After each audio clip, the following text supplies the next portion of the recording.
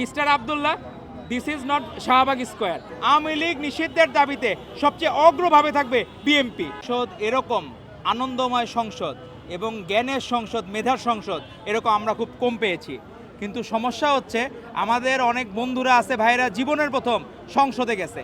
অনেকে আছে জামায়াতের আমির, অনেক বড় নেতা, কিন্তু অনেকে চেষ্টা করছে। যেমন আমাদের নেতা প্রধানমন্ত্রী জনাব তারেক রহমান এই প্রথম ইলেকশনেই উনি নিজে এমপি হয়েছেন, এর আগে কোনোদিন উনি ইলেকশন করেন নাই। কিন্তু জামাতের আমিরের অতীত ইতিহাস আছে জামানত বাজেয়াপ্ত হওয়ার। তো উনি নিজে হয়তোবা এটাকে, একটা মানুষের স্বপ্ন থাকে না যে জীবনে পার্লামেন্টে যাবে, তো তার স্বপ্ন পূরণ হওয়াতে উনি খেয়ে হারিয়ে ফেলছেন। উনি গতকাল পার্লামেন্টে বলতেছেন যে আমরাও তো ভালো ছাত্র না, এটা না। আমরা তো এটা ডিবেট করতে চাই না ভালো ছাত্র না খারাপ ছাত্র। আপনি ঢাকার মতো একটা আসনে আপনি প্রতিনিধিত্ব করেন, আপনি খারাপ ছাত্র হলে নিশ্চয়ই আপনাকে এমপি করতো না মানুষজন। যদি আপনি নিজের মনের ভিতর সন্দেহ থাকে, মানুষজন আপনাকে মনে করবে যে নিশ্চয়ই আপনি ইলেকশন ইঞ্জিনিয়ারিং মাধ্যমে আপনি এমপি হয়েছেন। আপনি নিজেই তো স্বীকার করতেছেন যে আপনি দুর্বল ছাত্র, তাহলে আপনি এমপি কীভাবে হইলেন? তো আপনি নিজের কথায় সাংঘর্ষিক কথাবার্তা বলতেছেন, এটা বাংলাদেশের মানুষ ভালোভাবে নিচ্ছে না। আপনি নিজেকে নিজেই বিতর্কিত করছেন। আর এই পার্লামেন্টে দেখলাম এত কিছুর আলোচনা হচ্ছে, তারা মূল আলোচনা থেকে দূরে সরে যাচ্ছে। তারা যেইখানে আওয়ামী নিষিদ্ধের দাবিতে তারা এখানে রাস্তায় মব করছে, সাধারণ মানুষের কি পরিমাণ কষ্ট গেছে। তখনও আমরা বলেছিলাম, আমাদের নেতা তারেক রহমান বলেছিলেন আওয়ামী লীগ নিষিদ্ধের দাবিতে সবচেয়ে অগ্রভাবে থাকবে বিএনপি। আজকে সেটি আবারও প্রমাণিত হলো সংসদে যে অগ্রভাবে ঠিকই বিএনপি ছিল। তো আপনারা নিজেরা কিন্তু কোনো কিছু বলেন না। আপনার এক্স অ্যাকাউন্ট হ্যাক হয়েছিল জামায়াতের আমিরের, নারীদেরকে, কর্মজীবী নারীদেরকে আপনি বেশ্যা বলেছিলেন, পতিতা বলেছিলেন। কিন্তু আপনি প্রথমেই সংসদে বিচার চান নাই আমার এক্স অ্যাকাউন্ট কারা হ্যাক করেছে। তো এখন মানুষজন মনে করতেছে ঠাকুর ঘরে কেড়ে আমি কলা খাই না। তো সেই অবস্থা তৈরি হয়েছে। আপনি নিজে কেন নিজের এক্স অ্যাকাউন্ট হ্যাক করার জন্য দাবি করছেন? তাহলে আপনার মনের কথাটাই কিন্তু ওইটা ছিল। আপনারা ঠিকই কর্মজীবী নারীদেরকে বেশ্যা মনে করেন, পতিতা মনে করেন, কিন্তু বাংলাদেশের মানুষ আপনাদের যত ইশতেহার ছিল সেগুলো কিন্তু গ্রহণ করে নাই। এরা ঠিকই বিএনপির রাজনৈতিক ইশতেহার গ্রহণ করেছে এবং প্রত্যেকটা জায়গায় আমরা নোট অফ রিসেন্ট দিয়েছিলাম, সেখানে উল্লেখ করেছিল যে কোনো রাজনৈতিক দল বা জোট যদি রাজনৈতিক ইশতেহারে উল্লেখপূর্বক জনগণের ম্যান্ডেট লাভ করে তাহলে সেটি কার্যকর হবে। তো আমরা যেহেতু জনগণের ম্যান্ডেট অর্জন করেছি, আমরা যদি মনে করি আমাদের প্রধানমন্ত্রী তারেক রহমান যে রাধে সে চুলো বাঁধে, তো আমরা যদি মনে করি উনি প্রধানমন্ত্রী হয়েও দলের প্রধান হইলে আমাদের হারমোনি ঠিক থাকবে, দেশের হারমোনি ঠিক থাকবে, আমরা যদি সেটা মনে করি, বাংলাদেশের মানে প্রায় 50% উপর মানুষ মনে করে উনি প্রধানমন্ত্রী হিসাবেও যেমন যোগ্য, উনি বিএনপির চেয়ারম্যান হিসেবে ততখানি যোগ্য। এজন্য মনে করে বলেই মানুষজন আমাদের রাজনৈতিক ইশতেহার দেখেই তারা রাজি হয়েছে, ম্যান্ডেট দিয়েছে। তো এটি নিয়ে আলোচনা করা, ডিবেট করা, আপনারা গণভোটের রায় কার্যকরের কথা বলতেছেন, গণভোটকে নিয়ে আপনি সাধারণ বন্ধুদেরকে জিজ্ঞেস করেন, সাধারণ জনগণকে জিজ্ঞেস করেন, তারা 84টা কয়টা জানে তারা? তো আপনারা জোর করে কোনো কিছু আদায় করতে চাবেন। এখানে তো নোট অফ ডিসেন্ট ছিল, নোট অফ ডিসেন্ট তো জামাতি ইসলামীও দিয়েছে, নোট অফ ডিসেন্ট এনসিপিও দিয়েছে। তো আপনারা সেই নোট অফ ডিসেন্টগুলো আপনারা নিজেদের কথা বলেন না কেন? যে আমরা যে নোট অফ ডিসেন্টগুলো দিয়েছি আমরাও চাই আমাদেরগুলো যুক্তিযুক্ত হোক, আপনারা সেই ব্যাপারে কথা বলেন। আপনারা সেখানে পার্লামেন্টে একটা মবের জায়গা করে ফেলছেন। এজন্য আমাদের স্পিকার সাহেব বলেছেন যে mister Abdullah, this is not Shahbag square. তো এই জন্য আমাদের মনে রাখতে হবে সব জায়গায় শাহবাগ স্কোয়ার বানাবেন না। আর মানুষজনকে আবার জোর করে মব করার চেষ্টা করতেছে। 7 জুলাই যোদ্ধারা সেখানে গেছে পার্লামেন্টে গেস্ট হিসাবে, তারা তাদের অধিকার আদায়ের। কোনো জুলাই যোদ্ধা যাতে কোনো দিন মামলার আসামি না হয়, কোনো দিন যাতে তাদের ভিক্টিমাইজ না হয়, সেজন্যই জুলাইকে নিরাপদ করার জন্য, জুলাই যোদ্ধাদেরকে নিরাপদ করার জন্যই কিন্তু অধ্যাদেশ জারি হয়েছে। তো জুলাইদের প্রকৃত বন্ধু হচ্ছে বিএনপি এবং তারেক রহমান। তো এই জুলাই যোদ্ধাদের মনের কথাগুলা তারেক রহমান যখন বুঝতে পেরেছেন, উনি তাদেরকে গেস্ট হিসাবে নিয়ে যে এরকম অনার করা, এটা কোনো দিন তো কেউ করে নাই। সেখানে দেখলাম আমাদের যারা ভাইয়েরা আছে, যারা সুবিধাভোগী, জুলাইয়ের সুবিধাভোগী, যাদের মব না দেখলে তাদের পেটের ভাত হজম হয় না, তারা দিন রাত খালি চিন্তা করে আমি শয়নে স্বপনে খালি মবই দেখব। তো এরকম মব দেখতে যে দুর্ঘটনার শিকার হইতে পারেন। আপনারা চিন্তা করেন এবার যে এমপি হয়েছেন ভবিষ্যতে আবার এমপি হইতে পারবেন কিনা, মানুষের মন জয় করতে পারবেন কিনা। এভাবে মব করে আর মানুষের মন জয় করা যায় না। আর প্রধানমন্ত্রী তারেক রহমান সেই দিন আমাদের ডাক্তার, একজন স্বাধীনতা পদক বিজয়ী কামরুল ইসলাম সাহেব, ওনার সাথে কিছু বিচ্ছিন্ন লোক মব করেছে, সেটিরও সমাধান করে দিয়েছেন প্রধানমন্ত্রী তারেক রহমান। ক্ষুদ্রাতি ক্ষুদ্র বিষয়ও নজরে এড়ায় যায় না আমাদের প্রধানমন্ত্রী জনাব তারেক রহমানের। ধন্যবাদ আপনাদেরকে।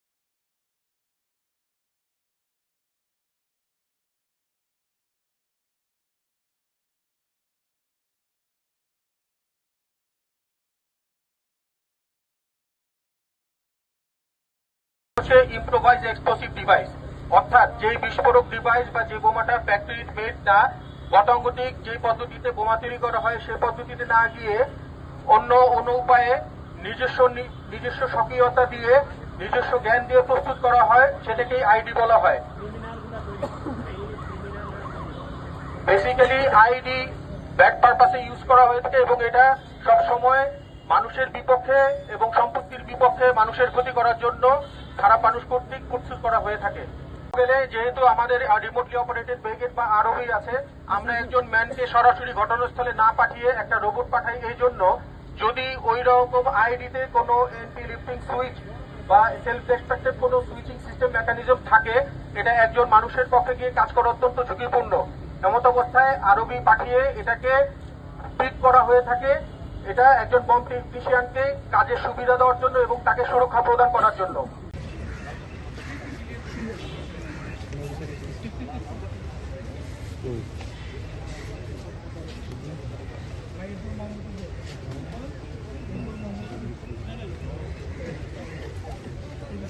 পরে এখন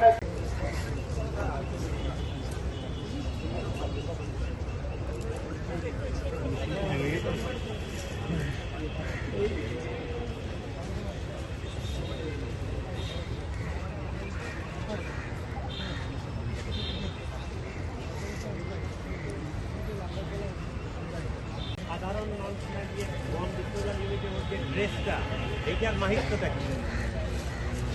আমাদের বর্তমানে বাংলাদেশ ঢাকা মেট্রোপলিটন পুলিশের যে বম ডিসপোজাল ইউনিট আছে, তারা যে স্যুটটা ইউজ করে সেটা হচ্ছে, আমরা সকলেই জানি এটাকে বম স্যুট বলা হয়। এটা হচ্ছে মেডেজের 10E, এটা বর্তমানে সবচেয়ে লেটেস্ট স্যুট। এই স্যুটটি একজন বম টেকনিশিয়ানকে কাজ করার সময় দুর্ঘটনাবশত কোনোভাবে যদি আইডিটা বিস্ফোরণ হয়, সেখান থেকে তাকে সুরক্ষা দেওয়ার জন্যই এই বম স্যুটটা পরানো হয়ে থাকে। এখন আমাদের বম টেকনিশিয়ান ঘটনাস্থলে প্রবেশ করে যে আইডিটা উদ্ধার করা হয়েছে সেটা এক্সরে কার্যক্রম সম্পন্ন করছে। ভিতরে কোনো এক্সপ্লোসিভ আছে? এক্স্যাক্টলি স্যার, এক্সরে করার উদ্দেশ্য হচ্ছে এটা প্রকৃতপক্ষে আইডি কিনা সেটা নিশ্চিত হওয়া। ভিতরে কোনো এক্সপ্লোসিভ আছে কিনা, এটা তো ফার্স্ট ট্র্যাক দিয়ে বা অন্য কিছু দিয়ে পেঁচানো আছে, বাহির থেকে আমরা বুঝতে পারছি এইটা কিসেজান।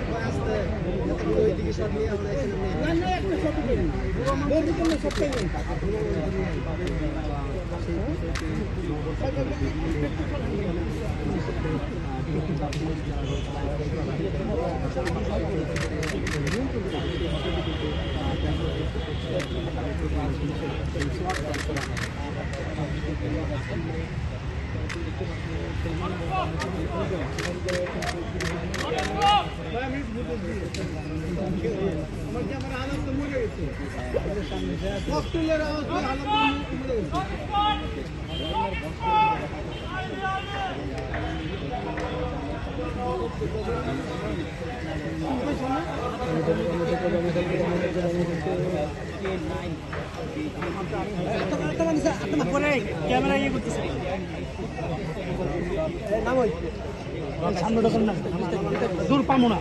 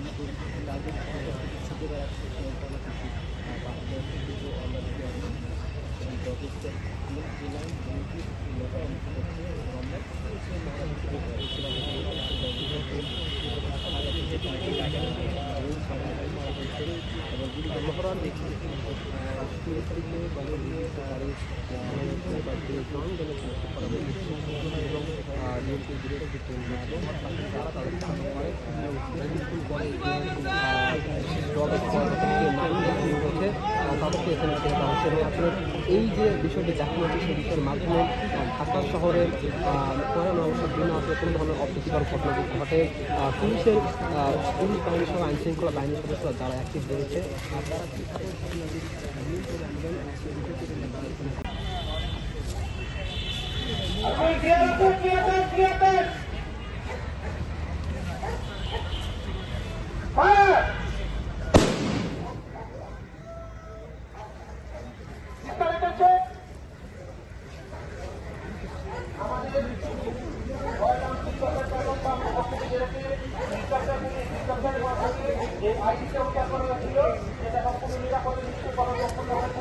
আমরা এখন ডকুমেন্ট করতে আবার ঘটনাস্থলে আসার জন্য এবং এলাকাতে আরেকবার কাজ করে ডিসপ্লেয়ার দেওয়ার জন্য অনুরোধ জানাবো। এখন আমার আমাদের যে ডকুমেন্ট আছে তারা এসে আরেকবার চেক করে দেখবে এখানে আর কোনো ডিভাইস তারা যখন ডিসপ্লেয়ার দেবে তখন আমরা এই এলাকা থেকে নিরাপত্তাভাবে ঘটনা বলবো।